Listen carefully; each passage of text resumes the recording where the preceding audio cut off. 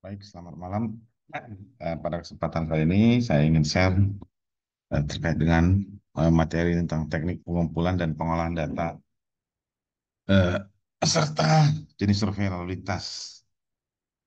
Jenis data berdasarkan sumber data. Satu, data sekunder. Data sekunder ini diperoleh dari berbagai sumber yang telah ada dari pengembang atau instansi. Gambaran umum lokasi yang akan dibangun atau dikembangkan meliputi kesesuaian dengan RT RW, peta lokasi yang memuat tentang jenis bangunan, rencana pembangunan baru atau pengembangan, kondisi fisik sarana dan prasarana LLAJ di sekitar lokasi, rencana pembangunan baru atau pengembangan. Kondisi sosial ekonomi di sekitar lokasi, rencana pembangunan baru atau pengembangan. Kondisi LLAJ yang ada di sekitar lokasi rencana pembangunan baru atau pengembangan. Data instasional, data penduduk, data nama ruas jalan, status jalan, fungsi jalan, kelas jalan, data kendaraan, data angkutan umum. Jenis data penelitian primer ini bisa didapatkan oleh peneliti langsung dari sumber datanya, yaitu survei data primer, kuantitatif, dan kualitatif. A. Prasarana jalan. Satu, ruas jalan. Geometrik, inventarisasi, vaskes, fasilitas keselamatan, tata guna lahan, survei lalu lintas, traffic counting, survei kecepatan sesaat, spot speed, survei travel time, survei pejalan kaki, survei parkir on street. Dua, simpang jalan. Geometrik jalan, inventarisasi vaskes, tata guna lahan, survei lalu lintas, turning movement, siklus panjang antrian tundaan lalu lintas, survei penyeberangan jalan, survei parkir on street. B. Non prasarana jalan. Pergerakan lalu lintas, asal tujuan jalan, survei angkutan umum, load factor, travel time, headway, dan lain-lain. Metodologi pengumpulan data harus sesuai dengan tujuan survei, memungkinkan untuk dilaksanakan baik ditinjau dari aspek legal, ketersediaan teknologi, kondisi lokasi, dan lain-lain, mempertimbangkan keterbatasan biaya, waktu, dan personil. Persiapan manual atau peralatan. A. Menentukan tempat atau lokasi pengumpulan data. B. Menentukan waktu pengumpulan data. C. Mempersiapkan formulir dan pena untuk pencatatan. D. Menentukan SDM. Peralatan dapat mengukur atau mencacah dengan tingkat ketelitian sesuai dengan tujuan studi. Memungkinkan untuk digunakan pertimbangan kondisi lingkungan atau kemudahan mobilisasi atau instalisasi operasi dengan ketersediaan surveyor. Pencatatan menerus atau periodik, pencatatan otomatik atau manual. Itu menggunakan peralatan A. Whiteboard, kamera, drone, theodolite, walking measure, laser measure, kendaraan roda 2 dan 4. Pelaksanaan, kualifikasinya, usia, pendidikan, jenis kelamin, kepribadian, kondisi fisik, dan lain-lain harus sesuai dengan karakteristik survei. Jumlahnya cukup, penempatannya tepat.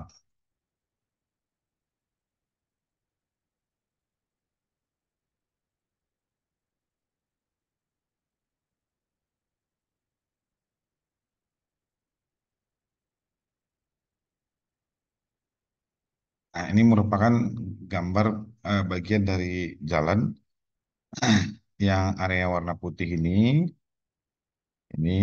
ini merupakan ruang manfaat jalan ataupun rumaja. Hmm, ini yang putih, area yang putih. Sedangkan yang ada tanda titik-titik ini merupakan rumija, ruang milik jalan. Nah, ini dia titik-titik. Nah, ini.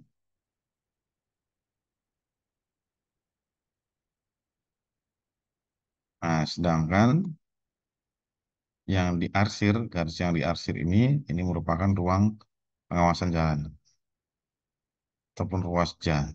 Nah, ini dia.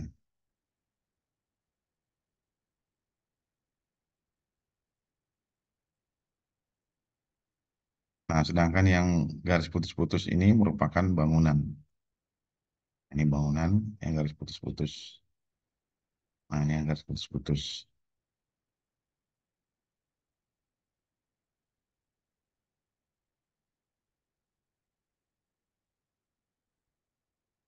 Nah, seterusnya A ini jalur lalu lintas, B bahu jalan, C saluran tepi, D ambang batas pengaman.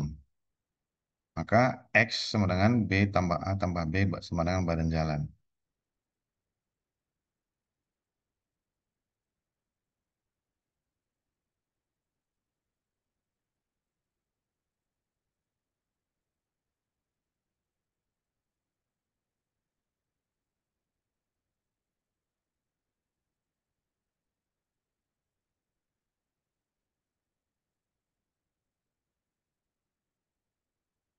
Nah, kemudian jalan dengan bahu dan median. Jalan dengan bahu dan median, ini sisi A, ini sisi B. Nah, misalkan ini dinding, ini WSAO. Ini lebar bahu luar sisi A dan sebagainya, WSAO. Ini dia. Sedangkan WCA, ini WCA cuma yang ini, itu adalah atau WCB lebar jalur lalu lintas. WSAI ini sama lebar bahu dalam sisi A dan sebagainya. Nah, ini median. Ini tadi yang WSAI. Nah, kemudian ini yang WCB, ini sama dengan WCA, itu merupakan lebar jalur lalu lintas. Nah, ini misalkan subdrainase ataupun saluran, ini adalah pohon, seperti itu. Nah, untuk jalan dengan curb dan tanpa median, itu bentuknya akan seperti ini. Ini tanpa median, ini WK, ini jarak dari curb ke penghalang.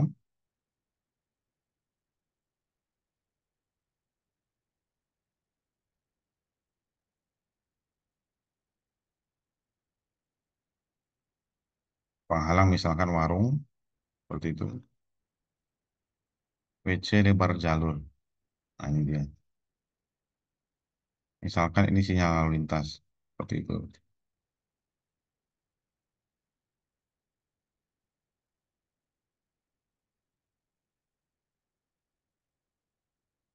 Kondisi tata guna lahan.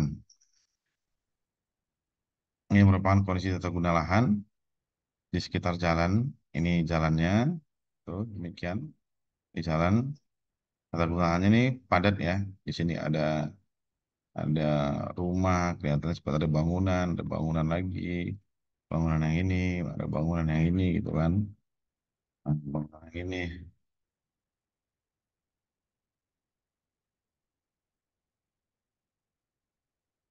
Ini adalah kendaraan, satu, dua, dan seterusnya.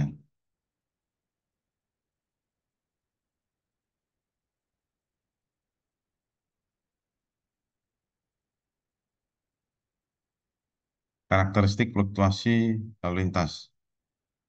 Nah, eh,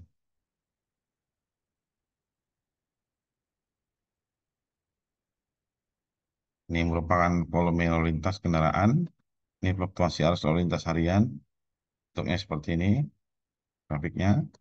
Ini hari Senin, Selasa, Rabu, Kamis, Jumat, Sabtu, dan Minggu.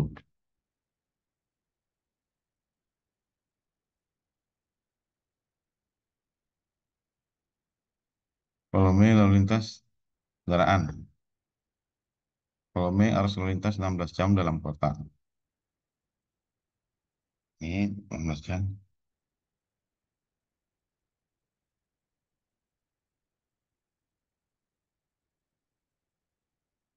Ini ya, seperti ini.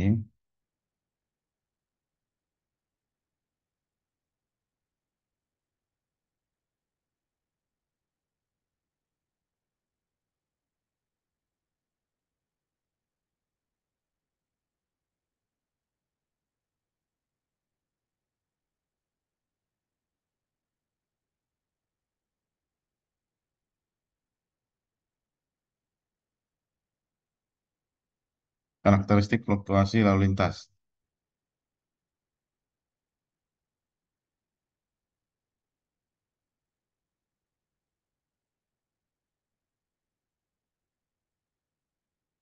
volume lalu lintas kendaraan, ini fluktuasi arus lalu lintas bulanan, ini seperti ini Januari, Februari, Maret, April, Mei, Juni, Juli, Agustus, September, Oktober, Desember.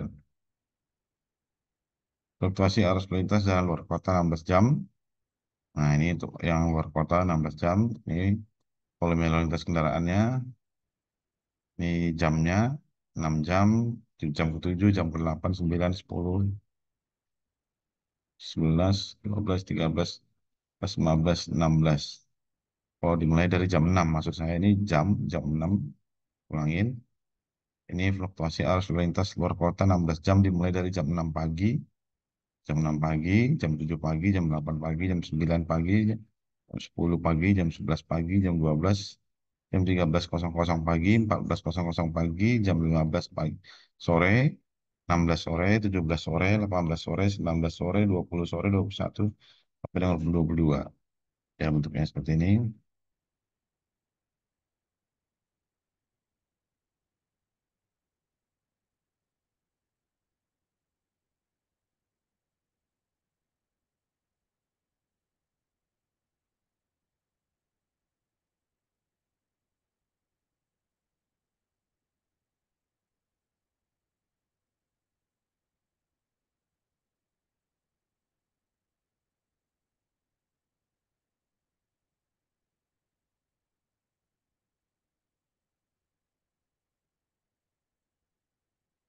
Konflik-konflik utama dan kedua pada simpang bersinyal dengan 4 lengan. Nah, ini eh, simpangnya ada 4 lengan. Lengan pertama 1, 2, 3, 4. Ini merupakan konflik utama simbolnya. Ini konflik kedua. Ini arus kendaraan. Dan ini arus pejalan kaki. Nah, ini konflik utama. Itu,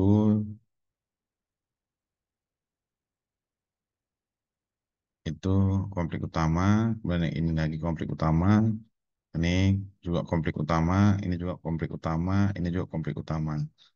Nah, misalkan ini adalah kendaraan, ini arah dari kendaraan, ini merupakan zebra cross, ya. Ini orang yang mau menyeberang jalan kaki di simpang. Ini itu arus kendaraan, gitu kan. Hmm, ini arus kendaraan, maka di sini akan ada konflik karena ada pergerakan pejalan kaki yang menghalangi perjalanan dari si kendaraan dari arah sini, kan. Ini konflik utama. Kemudian di jalannya lagi di depan, di sini ada arus yang menuju ke lengan pertama, ya.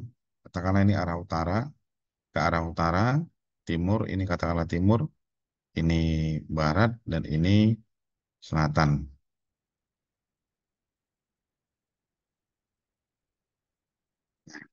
Ini akan ada kendaraan dari arah sini, akan terjadi konflik di sini. Kemudian di sini lagi, ada konflik lagi untuk kendaraan yang dari arah utara ke selatan. Konflik. Kemudian maju lagi, ada konflik untuk kendaraan yang dari arah utara ke barat. Nah, konflik lagi di sini. Kemudian di sini ada lagi pejalan kaki, zebra cross, mungkin seperti itu. Konflik lagi untuk dari kendaraan yang dari arah selatan, sini, menuju ke timur. Itu konflik lagi di sini. Ini konflik utama, seperti itu. Nah, ini konflik yang kedua untuk kendaraan yang dari arah utara menuju ke timur. Konflik dengan pejalan kaki. Tuh. Kurang lebih seperti itu cara membaca konflik dan seterusnya ke konflik-konflik yang berikutnya. Nah, gambarnya seperti ini. Ini kendaraan yang mau nyebrang, dia mau mengarah ke sini. Ini akan konflik dari kendaraan yang ini, yang dari arah sini menuju ke sana. Seperti itu. Akan terjadi konflik satu di sini. Konflik juga kalau ini simpangnya tidak diatur dengan apil. Kalau diambil akan di konflik, yang maka ini kendaraan ini menuju ke sini, dia akan konflik dengan kendaraan dari sini.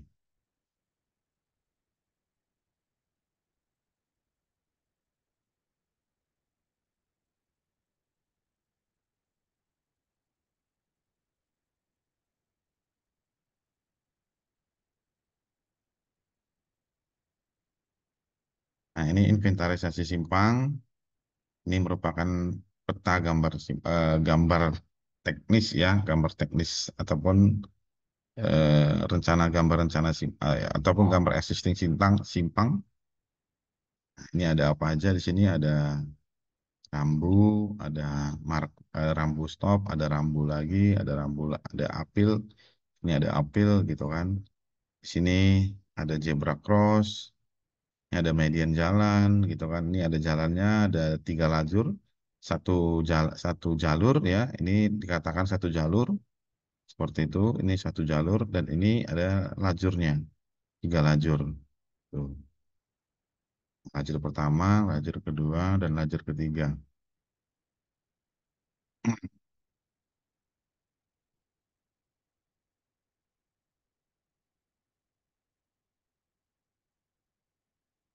Ini nanti lajur pertama 3 meter, ini lajur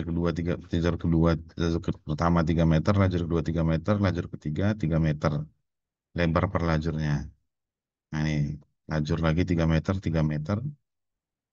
Ini kita inventaris, dari sini lebarnya berapa, ini radiusnya berapa gitu kan. Ini juga berapa jarak ini jarak panjangnya berapa, kemudian ini berapa panjangnya ke sini, kemudian kita ukur berapa derajat.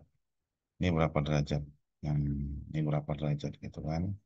Nah ini juga dia berapa derajat gitu kan, yang ini misalkan 30 derajat gitu kan. Nah ini semua kita inventaris, nah, sehingga dapat nanti namanya inventaris simpang, kemudian kita gambarkan seperti ini ya bentuknya.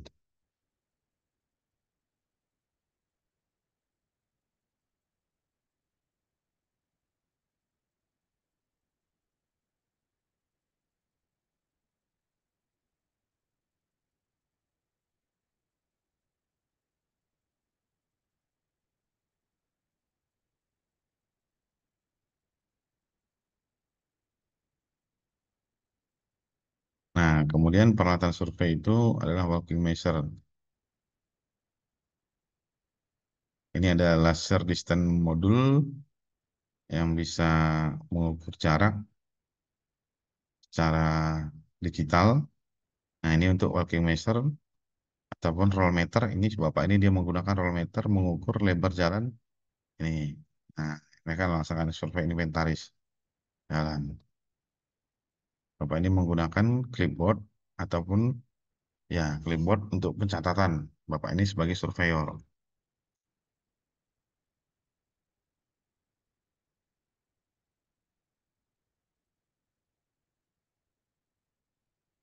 Nah, umumnya pencacahan diklasifikasikan berdasarkan jenis kendaraan, arah arus, dan konfigurasi lajur. Pencacahan dikelompokkan per periode waktu tertentu, misal 5 menit, 10 menit, jumlah dan posisi surveyor dipengaruhi konfigurasi lajur, detail klasifikasi, periode pencacahan maupun peralatan.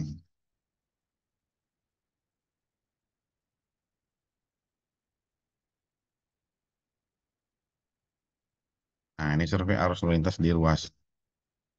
Kemudian contoh formulir survei arus lalu lintas di ruas. Nah, ini ada apa aja, hari, tanggal, jam, cuaca, diukur oleh, diperiksa oleh, kan ini waktunya per 15 menit gitu kan. Tuh. Nah, ini kendaraan pribadi, ini sepeda motor, sedan, jeep, ini kan bus mini, bus wisata karyawan, ini ada kendaraan umum, bus besar, bus sedang, MPU, bus kecil, ini barang gitu kan. Truk berat 3 as kan. Truk sedang 2 as tangki. Ini formulir V3 volume lalu lintas terklasifikasi pada ruas jalan. Trailer, kontainer, ini truk gandeng, tak bermotor, becak, sepeda, dan gerobak gitu kan.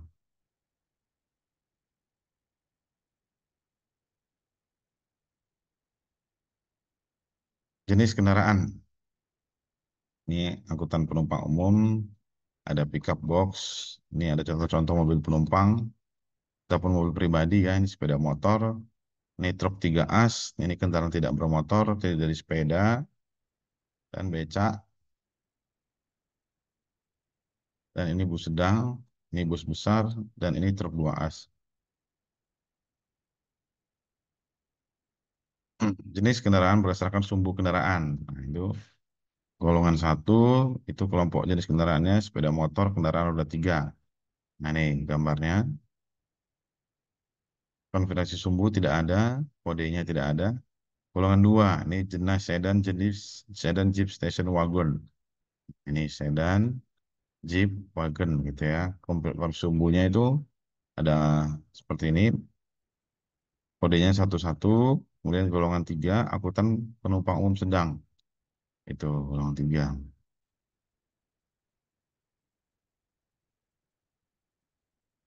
Nah, yang 4 itu pickup, mikrotruk, dan mobil hantaran. Ini ada 5A bus kecil, 5B itu bus besar, 6A itu truk ringan 2 sumbu, 6B truk sedang 2 sumbu, 7A itu truk 3 sumbu, 7B truk gandengan, 7C truk semi trailer, 8 kendaraan tidak bermotor.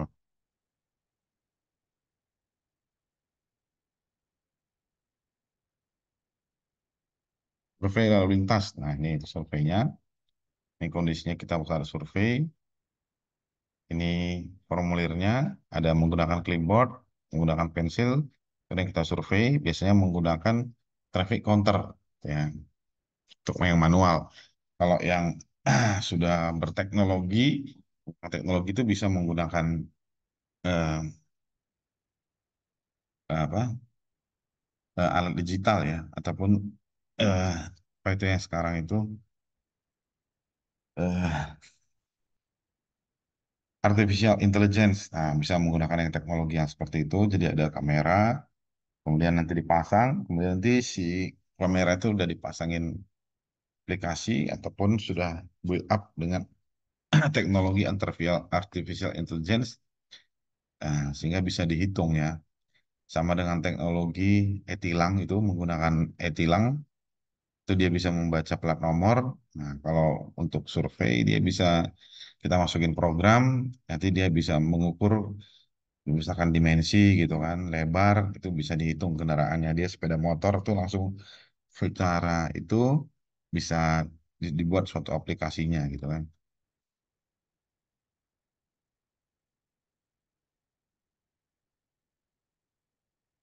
Survei dengan kamera atau drone gitu kan. Nah, ini bisa juga bisa. Nah, ini traffic survey. Nah, ini yang saya katakan tadi menggunakan teknologi kamera. Ini dipasang di sini, gitu kan, alatnya, kameranya, nanti akan menghitung pencacahan secara terklasifikasi ataupun traffic counting, gitu kan. Ini atau menggunakan drone. Nah, kalau menggunakan drone, ya ini drone-nya sih bisa, tinggal nanti eh, apa teknologi yang ada di drone itu untuk dia bisa mengolah datanya. Nah, survei arus lalu lintas di simpang. Umumnya pencacahan diklasifikasikan berdasarkan jenis kendaraan, jumlah kaki simpang, dan arus dan arah arus. Penyacahan dikelompokkan per periode tertentu, misal 5 menit atau 15 menit. Jumlah dan posisi surveyor dipengaruhi jenis pengendalian simpang, jumlah kaki simpang, jumlah pergerakan yang harus dicaca, detail klasifikasi, periode pencacahan maupun peralatan. Pengumpulan data, survei pencacahan lalu lintas simpang. Nah, itu kan. Ini sketsa simpangnya, bilangan 1, 2, 3, dan 4. Gitu kan. Nah, ini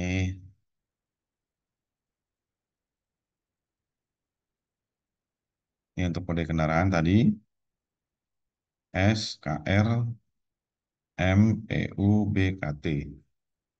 Ini periodenya per 15 menit, gitu kan.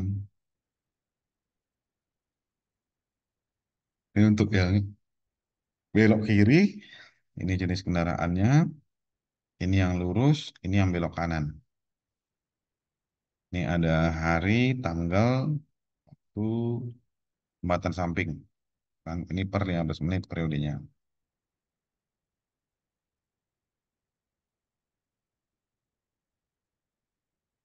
Ini contoh formulir survei arus lalu lintas di simpang.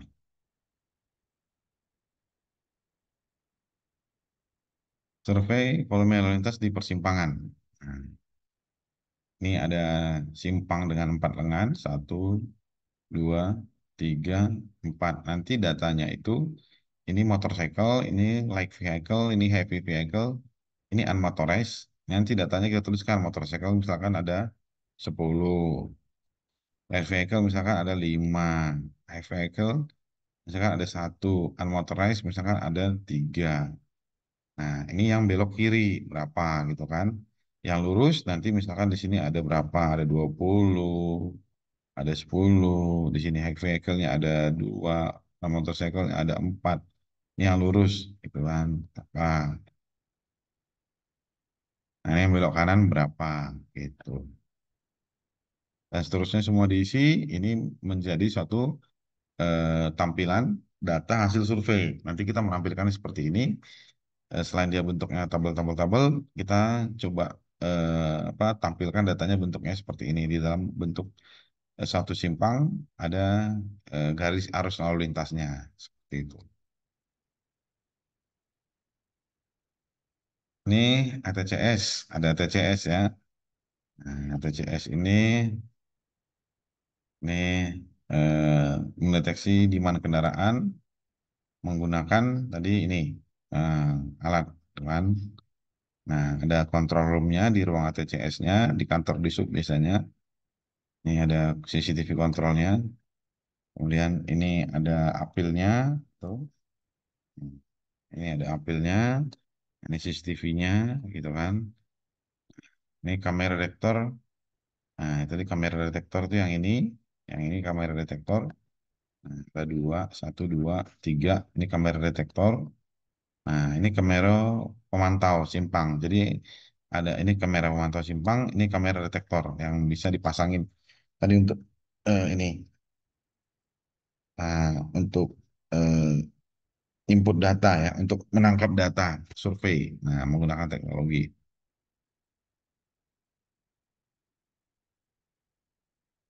pengum, pengumpulan data. Survei mencatat waktu kedatangan dan keberangkatan dari setiap kendaraan yang melalui simpang dan menghitung waktu tundaan dengan mengurangkan waktu keberangkatan dengan waktu kedatangan. Nah, ini survei tundaan di simpang. Ya, ini saya ulangi, survei tundaan di simpang. Survei mencatat waktu kedatangan dan keberangkatan dari setiap kendaraan yang melalui simpang dan menghitung waktu tundaan dengan mengurangkan waktu keberangkatan dengan waktu kedatangan. Contoh formulir survei tundaan di simpang. Nah, ini waktunya kendaraan yang berhenti. Nah, ini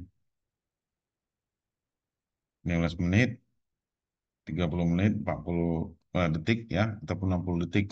Bukan menit ya, detik ya sepertinya. Volume kendaraan total, terhenti, tidak terhenti, totalnya berapa? Seperti itu.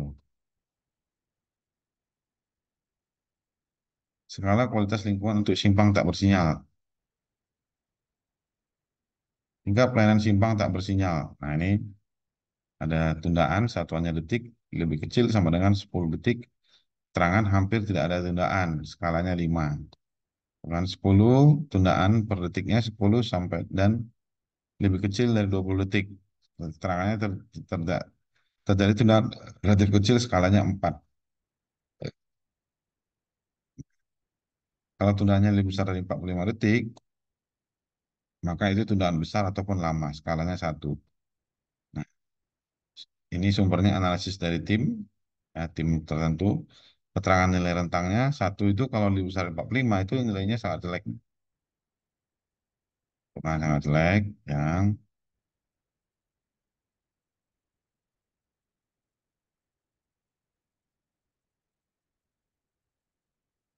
nah, ini 2 juga nilainya sangat jelek.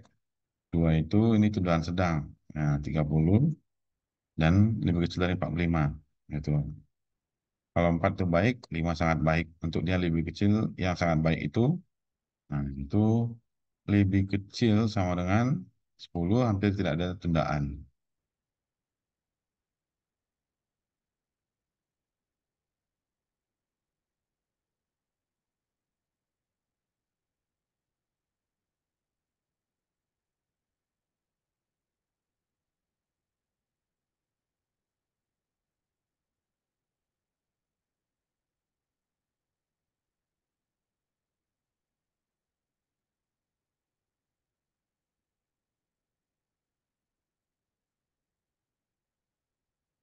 Survei panjang antrian. Untuk mendapatkan panjang antrian rata-rata, panjang antrian maksimal, serta panjang antrian di akhir, periode merah, panjang antrian di awal, periode hijau.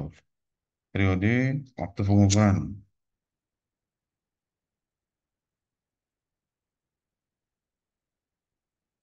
Tidak terlalu pendek sehingga tidak menyulitkan pengukuran. Tidak terlalu panjang sehingga hasil pengukuran tidak kasar, bukan kelipatan waktu siklus. Misalnya untuk waktu siklus sama dengan 90 detik, maka kelipatan waktu yang tidak boleh dipakai antara lain adalah 9, 10, 11, dan 30 detik. Hal ini dimasukkan agar pengukuran dari keseluruhan periode waktu bisa terukur semua.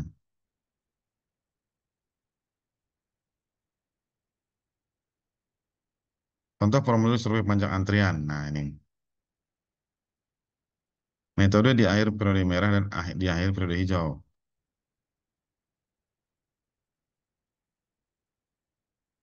Pengukuran nah ini di akhir periode merah, panjang antrian,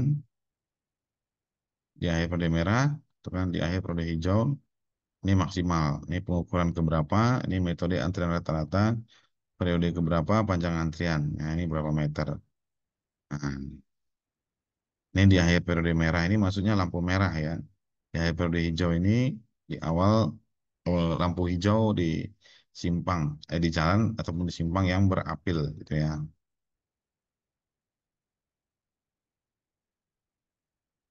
Ini untuk survei arus jenuh. Arus jenuh suatu kaki simpang bersinyal adalah jumlah satuan mobil penumpang maksimum yang dapat melintasi garis inti per jam bila diberi waktu hijau terus-menerus gitu kan. Pelaksanaan survei arus jenuh ada dua cara yang bisa digunakan, yaitu cara satu, pada awal periode hijau diamati kendaraan terakhir yang antri, kemudian dicatat saat roda belakang kendaraan keempat melewati stop line. Selanjutnya dicacah kendaraan yang keempat sampai dengan kendaraan terakhir, dan termasuk jalan yang antri yang melewati stop line, dan kemudian dicatat waktunya. Cara kedua, mencatat waktu kendaraan yang lewat menyeberangi garis inti, kemudian digambarkan diagramnya.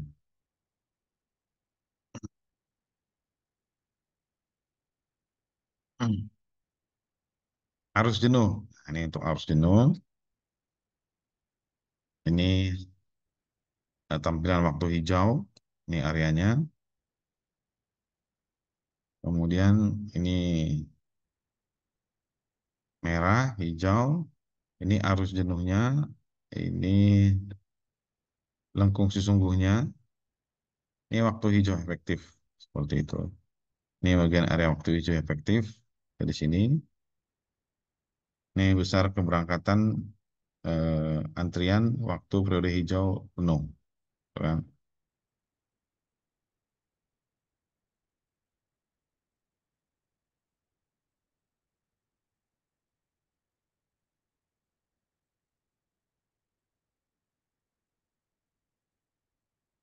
Survei kecepatan setempat. Survei kecepatan setempat otomatis. Sepasang detektor ditempatkan berdekatan, misal berjarak 3 meter. Jarak dibagi selisih waktu lewat kendara depan pada setiap detektor merupakan kecepatan setempat suatu kendaraan. Pencatatan menerus dengan peluang kesalahan ukur saat posisi kendaraan beriringan secara seri maupun paralel. Survei kecepatan setempat semi otomatik. Speed gun diarahkan ke kendaraan yang akan diukur kecepatannya. Pada layar monitor akan terlihat kecepatan kendaraan tersebut. Survei kecepatan setempat manual. Dua pengamat ditempatkan terpisah, jarak 50 meter, mengapit simetris titik pengamatan. Pengamat satu memberi tanda kepada pengamat dua untuk mengaktifkan stopwatch saat kendaraan melewati pengamat satu. Pengamat dua mematikan stopwatch saat kendaraan melewati pengamat dua. 50 meter dibagi waktu tempuh antara posisi pengamat satu dan dianggap sebagai kecepatan setempat. Nah, spot speed adalah kecepatan diukur pada saat kendaraan melintas pada suatu titik jalan. Time mean speed adalah kecepatan rata-rata dari semua kendaraan yang melintas suatu titik di jalan selama periode waktu tertentu.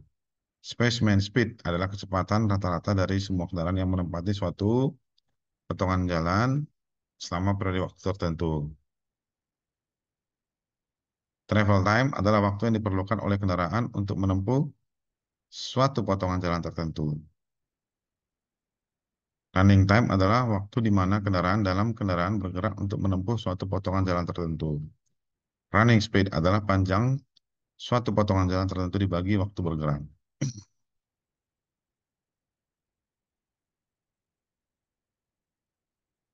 Layout survei kecepatan sesaat spot speed. Nah, ini dia layout seperti ini.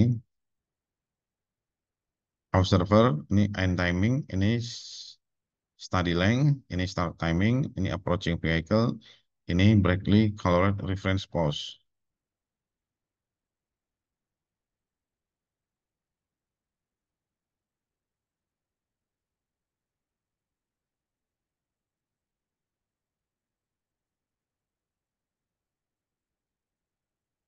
Radar meter atau speed gun. Metode floating car.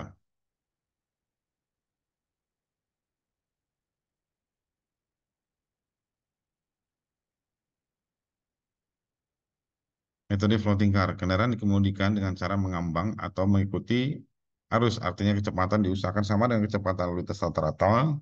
Data yang dicatat adalah jarak dan waktu tempuh termasuk saat berhenti. Metode moving car observer cocok dilakukan di daerah perkotaan yang mempunyai volume lalu lintas cukup padat dan kecepatan lalu lintas bervariasi.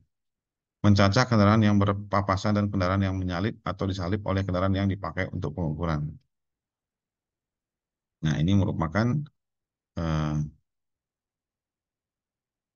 survei kecepatan perjalanan dan kecepatan gerak. Nah, kemudian ada survei parkir. Parkir di tepi jalan tanpa gerbang parkir disebut on-street parking. Survei parkir ini dilakukan secara patroli. Parkir di lapangan parkir atau gedung parkir dengan gerbang parkir disebut off-street parking. Survei parkir ini dilakukan di gerbang parkir.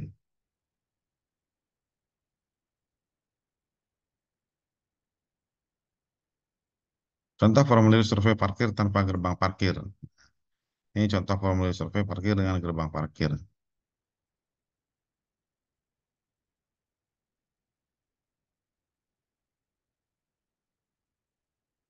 Sedangkan yang ini survei berjalan kaki, observasi dari tempat yang tinggi, digunakan apabila wilayah kajian cukup sempit dan ada kebebasan pandangan dan volume berjalan kaki rendah.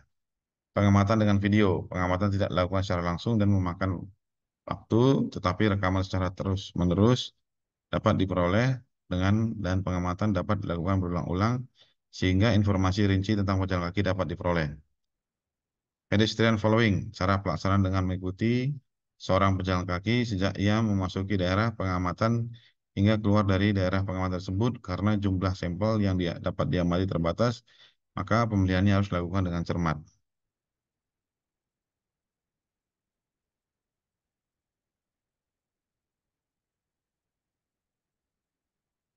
Lanjutan, teks survei. Cara pelaksanaan dengan memberikan kartu tertentu pada setiap orang yang memasuki wilayah studi, mengamatinya ketika melewati titik tertentu dan meminta kartu kembali ketika pejalan kaki meninggalkan wilayah studi. Wawancara memerlukan waktu dan tenaga yang banyak, serta dibutuhkan kerjasama yang baik dengan masyarakat, tetapi didapat banyak data secara langsung. Survei pencatatan nomor plat kendaraan cukup sederhana dan tidak memerlukan bantuan polisi atau peralatan yang rumit, tetapi informasi asal perjalanan atau tujuan akhir perjalanan tidak diperoleh. Survei dengan kartu, metode ini memiliki beberapa kelemahan antara lain, informasi lengkap mengenai asal dan tujuan pejalan kaki tidak dapat diperoleh, terdapat kemungkinan pengemudi kehilangan kartu. Survei dengan kartu pos, informasi yang rinci tentang penumpang, asal dan tujuan perjalanan, jenis kendaraan, serta rute perjalanan dapat diperoleh. Perlu publikasi yang luas terlebih dahulu sebelum pelaksanaan survei. Kemungkinan penyimpangan karena responden tidak memberikan informasi detail seperti yang direncanakan. Tingkat pengembalian kartu pos biasanya rendah. Nah, ini untuk survei asal tujuan, OD survei. Nah, lanjutan, survei wawancara di pinggir jalan. Memberikan hasil yang sangat komprehensif tentang informasi yang berjalan suatu wilayah, banyak sampel tergantung pada volume lalu lintas. Survei wawancara rumah tangga dilaksanakan dengan mendatangi langsung ke rumah-rumah yang berada pada lokasi survei, informasi mengenai karakteristik perjalanan dan kondisi sosioekonomi masyarakat. Data yang dapat digunakan untuk meramalkan arus lalu lintas dan pilihan perjalanan. Arus lalu lintas berpencar, diverging, ini bergabung, merging, berpotong, crossing, dan bersilang, weaving. Nah, itu arus lalu lintasnya seperti itu. Ini yang diverging, modelnya seperti ini. Yang harusnya seperti ini, merging itu dia ketemu di dalam satu lajur. Ini waving, ini biasanya di bundaran, sedangkan ini crossing di simpang biasanya seperti ini. Ini bentuknya seperti ini, gambar jalannya. Ini jalan satu, kan? Ini ada lagi jalan ke sini kecil. Ini ada lagi jalan, sorry, ini jalannya gimana? Oh, ini SPBU, itu kan? Ini kantor PKB. Ini lajur jalan.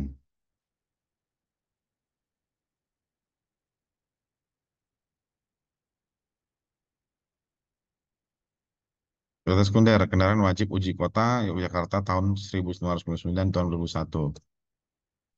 Ini tahun 2009, 2000, 2001. Jenis kendaraannya ini mobil penumpang umum, pick up, MBU, truk bukan umum, truk umum, tangki umum, ada tangki umum, kendaraan khusus, kereta gandengan, kereta tempelan, ada bus. Ini pertumbuhan per tahunnya. Nah, ini udah kalau datanya sudah ada, data series ini series satu, series 2, series 3 ini maka bisa kita buat cek pertumbuhannya. Ini sudah ada pertumbuhan di sini.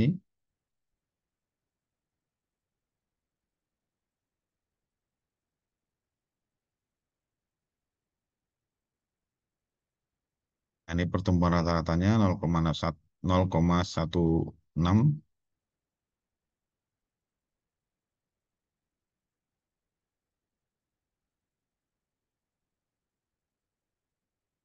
Prediksi lalu lintas. Nah, ini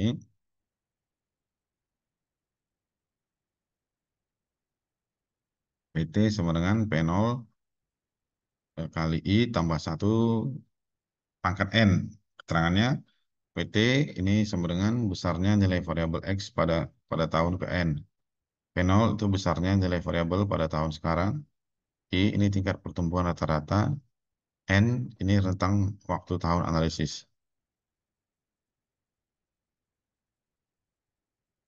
Nah, ini misalkan set plan dan DED gitu kan.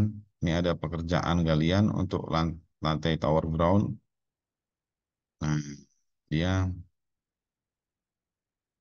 untuk ground,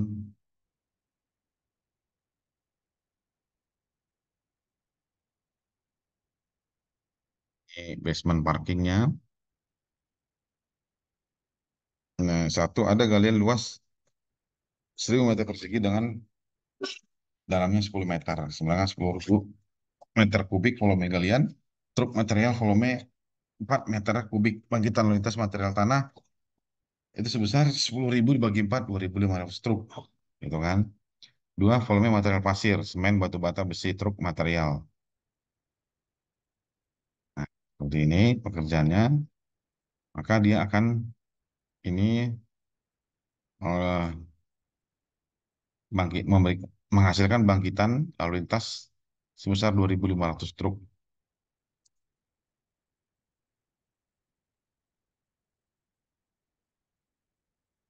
Data kecelakaan TKRI. Nah, ini JKRI kali 10 pangkat 6 dibagi KRI kali 365. Keterangan TKRI tingkat kerawanan kecelakaan lalu lintas.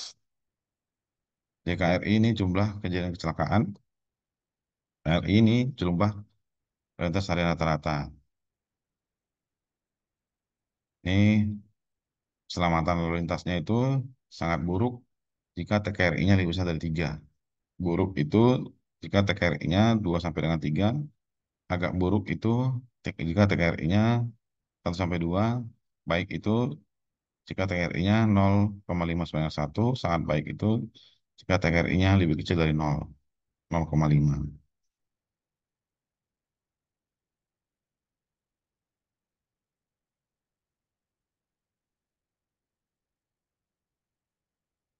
Terima kasih. Ya, demikian tadi materi terkait dengan